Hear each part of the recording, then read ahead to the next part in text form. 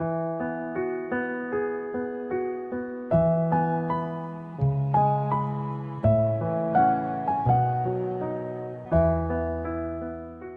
beautiful creatures of the world, and welcome back to Coffee with Kerri-Lynn. It's a beautiful day in the far north of Maine, up along the Canadian border in the crown of Maine, and I hope it's a beautiful day wherever you are as well. Ladies and gentlemen, it's Friday. Let's let our hair down, take the burdens off our shoulders for a little while, go into the weekend with a lighter heart and in a more joyous mood. Maybe you're going to hang out with friends and family this weekend, and all they want to talk about is the dumpster fire that is the world right now. You can use the topic of discussion on Freaky Friday here on Coffee with Kerri-Lynn to steer that conversation into a more lighthearted realm and get to see and hear what your people in your inner circle think about the mysterious aspects of life. You'll be surprised how people open up when somebody brings up a really wild topic of discussion. Ladies and gentlemen, beautiful creatures of the world, I like to think outside the box. I like to let my imagination run wild. I truly believe with my heart and soul that the impossible in life is truly possible. I like to talk about the experiences in life that people have that are totally stranger than fiction, that you would literally think this person is BSing you if they just stopped you on the street and told you about what just happened to them, and they are totally freaked out about it. People don't talk about these things because it makes them look weird. Well, I'm the weird girl. I've always been the weird girl. And today we are going to be talking about near-death experiences. Ladies and gentlemen, beautiful creatures of the world, if you are watching me right now on Rumble or on YouTube, please subscribe to my channel, Coffee with Kerri-Lynn. Give the video a thumbs up. Add in the comments, have you had any wild, wacky, stranger than fiction experiences in life? Have you had any mysterious experiences in life? Things that you just can't explain, but you know darn well that they happen, but you're wondering if they happen? Drop it in the comment. I don't judge anybody here. I love to hear about people's experiences. If you're not comfortable dropping it in the comment, email me at coffeewithkerrilynn@gmail.com. Email me your experience, and maybe it will become a part of my show, Freaky Friday. If you are listening to me on Spotify, iHeartRadio, YouTube Music, or Amazon Music, think about subscribing to my voice-only podcast over on those channels and giving me a 5-star rating. Now, let's get into it. Ladies and gentlemen, I've always been the weird girl my entire life. My life began weird. My great-grandparents passed away before I was born. In fact, my great-grandmother passed away on February 12th, 1970, and I was born on February 18th, 1 year later. I'm an Aquarian. It's my season, and it's almost my birthday. Ladies and gentlemen, beautiful creatures of the world, my grandparents migrated from Poland to the United States in the early 1900s. They went through the Ellis Island thing. They had sponsors in this country. And my grandmother was born in 1914. She was the first American born in our family. That's on my dad's side of the family. And a lot of old world culture and customs came with my great-grandparents from where they came from. One of the cool old world customs that often happen is when an elder knows that they are going to pass away, and there is a marriage that is going to happen in the family. My parents were engaged. My great-grandmother knew that they were engaged. They were to be married. She knew she would not attend the wedding, and she wrote a congratulations card to the firstborn child, which happened to be me. This is just a custom that happens. Generally, a letter from the elder is written to the baby, or a card is given to the baby from the elder that has passed on. It's a little wish you good luck in life type of thing. Maybe it has some experience, life wisdom in the letter or in the card. Is generally very generic and very explainable. However, the day I was born, my grandmother, who her mother entrusted her with this card, went to visit my mother at the hospital, see the new baby, which was me, and my mom opened the card, and it said, "Congratulations on your baby girl," which was kind of a freaky thing for my mom. Now, my mother, her history is completely and totally rooted in the beginning of this country. We had relatives that came over on the Mayflower. I am the 13th generation great-granddaughter of Samuel Gorton, who not only was governor of Rhode Island twice, but overthrew the crown to be governor of Rhode Island twice. Very good friends with Roger Williams, and started his own religion called Gortonism. So that's my mom's background, very American. So this weird old world custom really kind of freaked my mom out.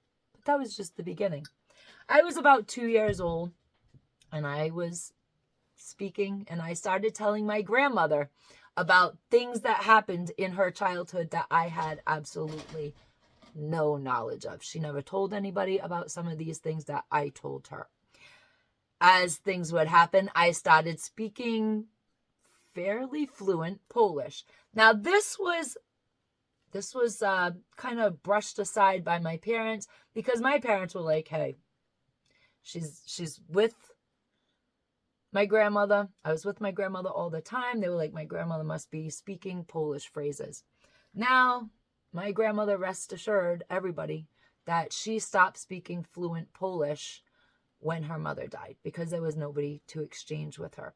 So that was my grandmother's story, and she stuck to it. And after it was discovered I could speak Polish, shortly after that, I lost all knowledge of it. When I was much older, my grandmother would teach us the Polish equivalent to words such as forks and knives and spoons and cups and plates and floor and rug. So I had all the individual words, but I never spoke fluent Polish after that, after that brief stint I went through as a very young child. Now, I used to freak my parents out because I would know things that I should not know about people that I did not know. I would have a lot of dreams about relatives that had passed away. And the biggest freak out was when my great-grandfather on my mom's side passed away. Her grandfather passed away. And several months after he passed away, I woke up in the morning and gave my mother a message from my grandfather about something I could not know about because I was not born at the time that it happened. And it was kind of a freak out thing. And this kind of kept happening. But it not only kept happening in the confines of our house, it kept happening when I saw people that I did not know in public. I would give them a message from Aunt Edna.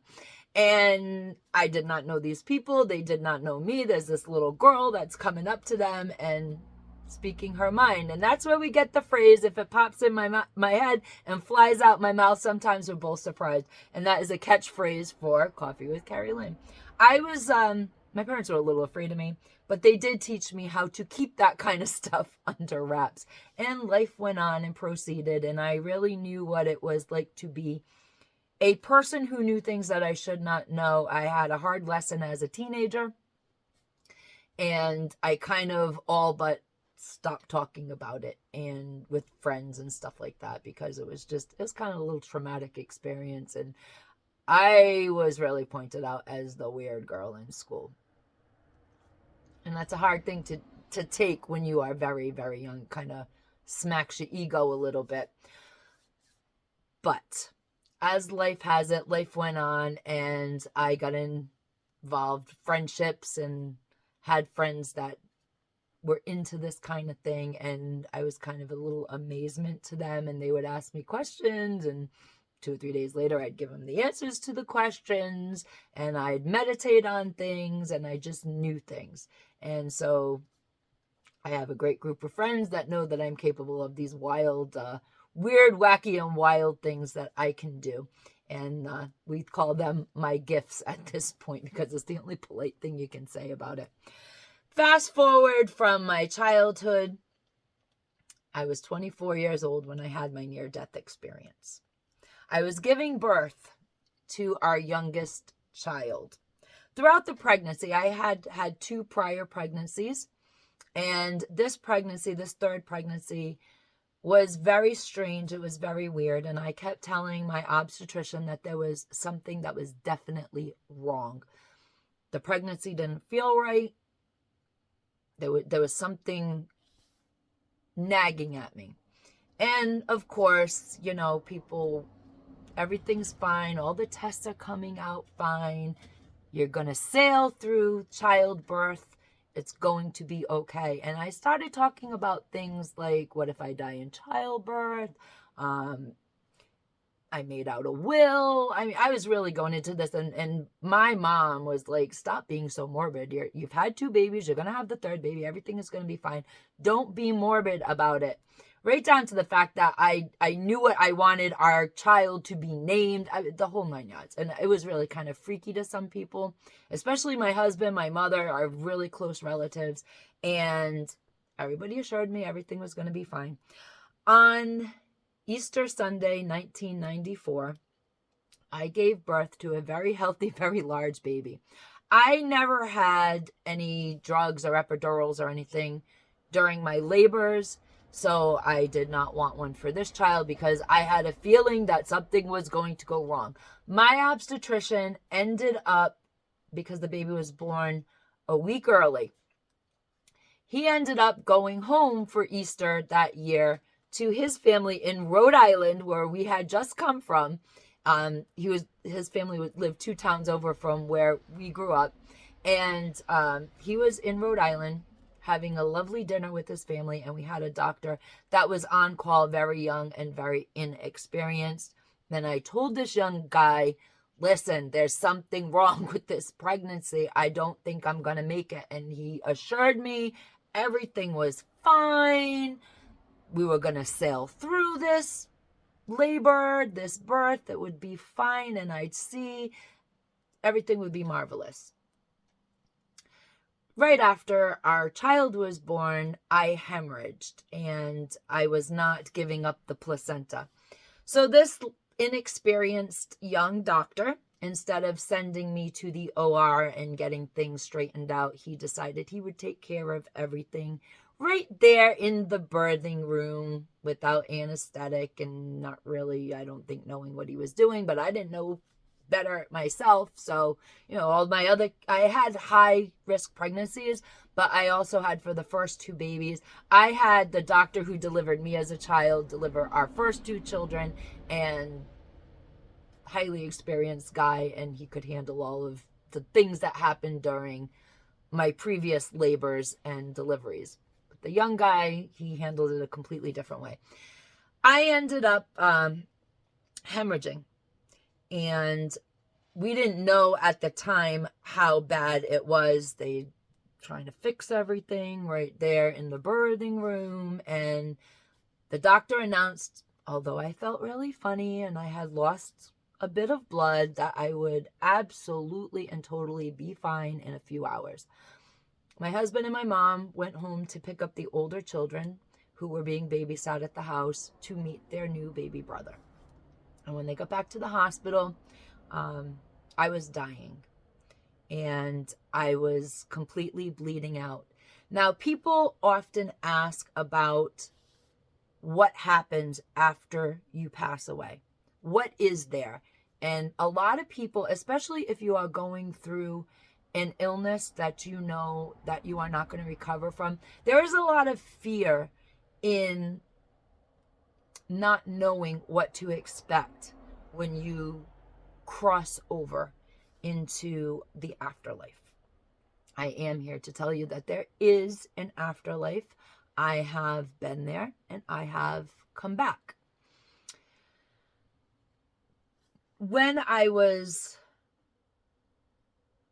dying in the hospital bed, when my husband came to the hospital, he walked down the floor, and there was nurses frantic. There was the crash cart was being brought into the room, and of course he left the children in the waiting room with my mother, and he just flew down the corridor. And when he got into the room, I was barely conscious, and the nurses were screaming at me to breathe. I had to keep breathing. I had to hold on. I had to fight. And the bed was just absolutely, totally soaked with the hemorrhage. And I remember, one of the last things I remember was the nurse grabbing me, and she gave me a little shake, and she said, just breathe. And then consciously, I knew my heart had stopped. I saw a green light above my bed in the corner of the hospital room. And I started going to that green light. And I could see the entire sphere of that room. When I looked down, I was just there. I was pale. I could see the nurses were absolutely frantic. My husband was at the end of the bed. The only thing he could do at the time was reach out and touch my foot. And I could hear the nurse say, she's gone, we lost her. And then I was at peace. It was total, absolute peace. And I don't know for how long I was in that realm. It was very peaceful. It was very comforting. It was very loving. I'm not sure how long I was there, but I do remember, I can't say it was like really a conscious choice, but it was stay or go. And I knew I could stay, and I knew I could go, and I could go back to my husband. And then all of a sudden, the peace started drifting away. I kept thinking or feeling that it just wasn't my time, and where were my people, and things like that were going kind of through me. Their feelings, they weren't thoughts. I wasn't afraid. I was happy. I was blissful. But I was kind of alone-ish. It was strange. And next thing I know, just as the nurse was about to put the paddles on my chest, I took a breath.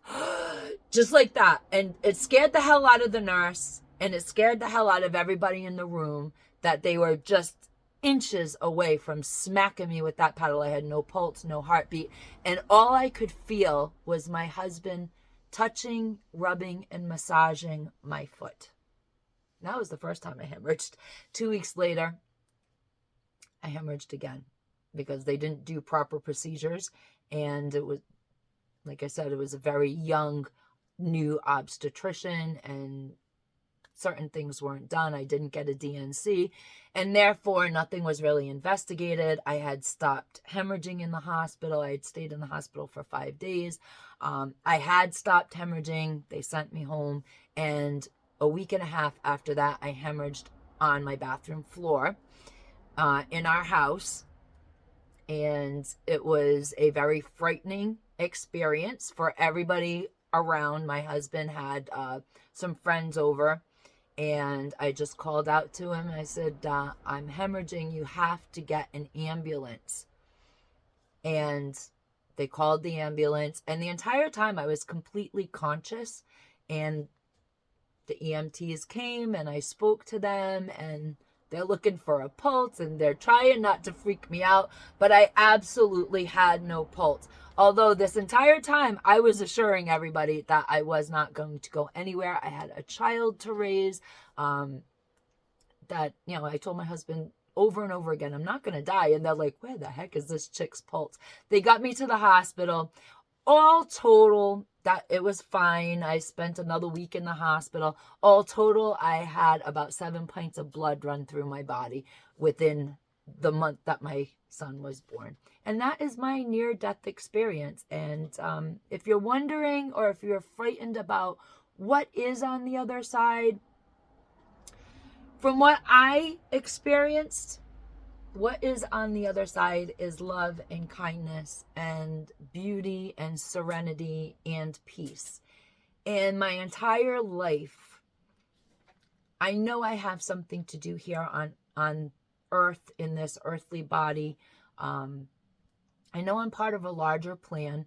I really started after that whole experience happened, I started to not be so embarrassed about the gifts that I have. And I started to open up more to the natural world that I lived in. And I want that experience again. I mean, I don't want it right now. I don't want to curse myself. I don't want it right now.